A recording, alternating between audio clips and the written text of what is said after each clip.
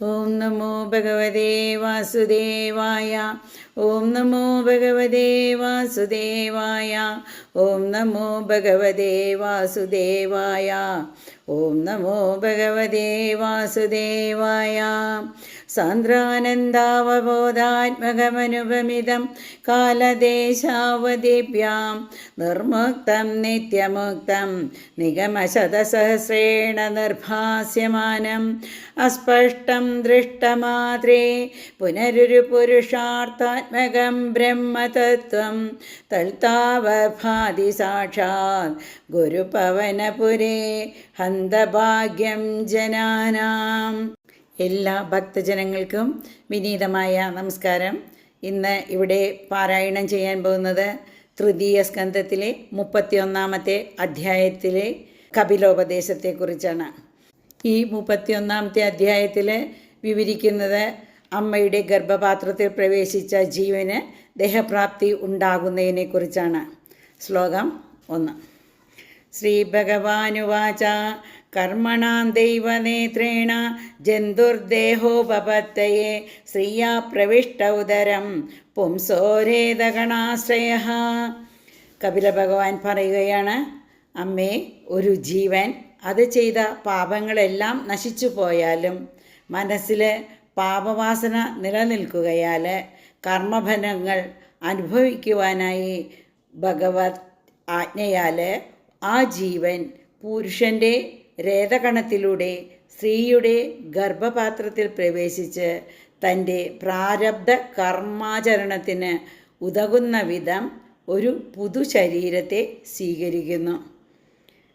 കലലം തു ഏകരാത്രേണ പഞ്ചരാത്രേണ ബുദ്ബുദം ദശാഹേന തു കർക്കന്തു പേശ്യണ്ഡം വാ തദപരം.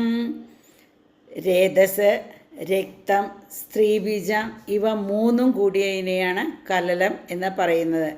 കുമിള രൂപത്തിലുള്ളതിനെ ബുദ്ബുദം എന്നും ജംബു ഓർ ജാമുൻ രൂപത്തിലുള്ളതിനെ കർക്കന്ത എന്നും പറയുന്നു.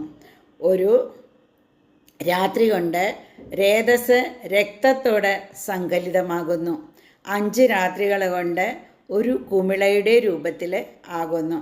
10 രാത്രി കഴിഞ്ഞാൽ അത് വളർന്ന് ജംബുവിന് തുല്യമായ ആകൃതിയിൽ എത്തിച്ചേരുന്നു. അതിനുശേഷം അത് പടിപടിയായി വളർന്ന് ഒരു മുട്ടയുടെ വലിപ്പത്തിലും ആയിത്തീരുന്നു.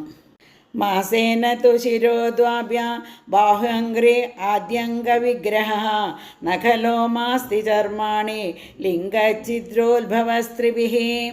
ഒരു മാസം കൊണ്ട് ശിരസ് രൂപാന്തരപ്പെടുകയും 2 മാസം കഴിയുന്നതോടെ കൈകാലുകൾ തുടങ്ങിയ ശരീരഭാഗങ്ങൾ ഉണ്ടാവുകയും ചെയ്യുന്നു.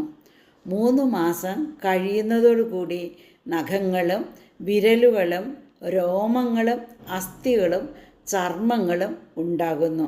അന്തരം ലിംഗഛിദ്ര സംഭവിക്കുന്നു. അതായത് ജനനേന്ദ്രിയവും കണ്ണുകളും മൂക്കും ചെവിയും വായും ഗുദവും വ്യക്തമാകുന്നു. ചതുർവേദാദവ സപ്ത പഞ്ചഭേക്ഷുത്രഡ് ഉത്ഭവഃ ഷഡ്ഭിർജരായുണാ വീതഃ കുക്ഷൗ ഭ്രാമ്യതി ദക്ഷിണേ. 4 മാസം പൂർത്തിയാകുമ്പോൾ സപ്തധാതുക്കൾ കൂടിച്ചേരുന്നു. 5-ാം മാസം ജീവന് വിശപ്പും ദാഹവും ഉണ്ടാകുന്നു. 6-ാം മാസത്തിൽ ജരായു എന്ന നേർത്ത തൊലി, അതായത് നമ്മൾ മറുപിള്ള എന്ന് പറയും, ആ മറുപിള്ള പൊതിയപ്പെടുന്നതോടെ ശിശു മാതൃജഠരത്തിൽ കിടന്നുകൊണ്ട് വലത്ത് ഭാഗത്തേക്ക് തിരിയുവാനായിട്ട് തുടങ്ങുന്നു. മാതുർജഗദാനപാനാദേ രേതധാതുരസമ്മതേ ശേദേ വിൺമൂത്രയോർഗർത്തേ സജന്തുർജന്തു സംഭവേ. മാതാവ് ഭക്ഷിക്കുന്ന അന്നപാനാദികളുടെ അംശം പറ്റി തൻ്റെ ഭ്രൂണവും വഹിച്ചുകൊണ്ട് ഈ ജീവൻ അന്യജീവജാലങ്ങളെപ്പോലെ മലമൂത്ര വസ്തുക്കൾ നിറഞ്ഞ അസഹനീയമായ തൻ്റെ പാർപ്പിടത്തിൽ, അതായത് മാതൃഗർഭത്തിൽ കഴിഞ്ഞ് കൂടുന്നു.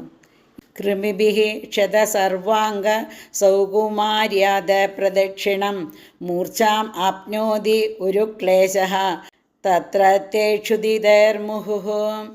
അവിടെയുള്ള വിശന്ന് വിവശരായ കൃമികീടങ്ങൾ തൻ്റെ മൃദുലമായിരിക്കുന്ന ശരീരഭാഗങ്ങളിലെല്ലാം ഏൽപ്പിക്കുന്ന ക്ഷതങ്ങളും സഹിച്ചുകൊണ്ട് വളരെ ക്ലേശങ്ങൾ അനുഭവിക്കുന്നു.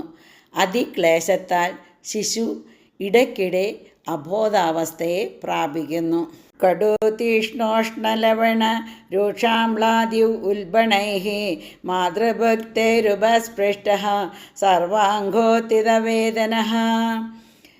ഈ കൃമികളുടെ ഉപദ്രവത്തോടൊപ്പം അമ്മ കഴിക്കുന്ന എരിവും പുളിയും ചൂടുള്ളതും ഉപ്പും അതിതീക്ഷ്ണവും രൂക്ഷവുമായ ഭക്ഷണപദാർത്ഥങ്ങളുടെ ആഘാതം മൂലം ഗർഭസ്ഥ ശിശുവിന് ശരീരം മുഴുവന് അസഹ്യമായ വേദന ഉണ്ടാകുന്നു. ഉൽബേന സംവൃതസ്മിന്നന്ത്രശ്ച ബഹിരാവൃതഃ ആസ്തേ കൃത്വാ ശിരക്കുക്ഷോ ഭുഗ്നപൃഷ്ടശിരോധരഃ.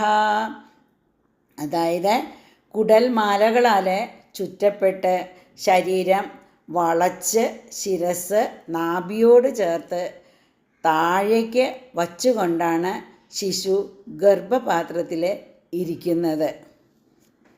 അകൽപസാംഗചേഷ്ടായാം ശകുന്ത ഇവ പഞ്ചരേ തത്ര ലബ്ധസ്മൃതിർദൈവാത് കർമ്മജന്മശതോത്ഭവം സ്മരൻ ദീർഘമനുശ്വാസം ശർമ്മ കിം നാമ വിന്ദതേ. അതായത് സ്വാതന്ത്ര്യം ഒന്നുമില്ലാത്ത കൂട്ടിലിരിക്കുന്ന ഒരു പക്ഷിയെ പോലെ മാതാവിൻ്റെ ഗർഭപാത്രത്തിലിരിക്കുന്ന ജീവൻ വളരെ ക്ലേശിക്കുന്നു. ആ സമയം ദൈവകൃപയാൽ പോയിപ്പോയ ബഹുജന്മങ്ങളിൽ താൻ ചെയ്ത കർമ്മങ്ങളെക്കുറിച്ച് ഓർക്കുവാനായിട്ട് ആ ജീവന് കഴിയുന്നു. അങ്ങനെ പീഡിതനായ ആ ജീവൻ പശ്ചാത്തപിക്കുന്നു.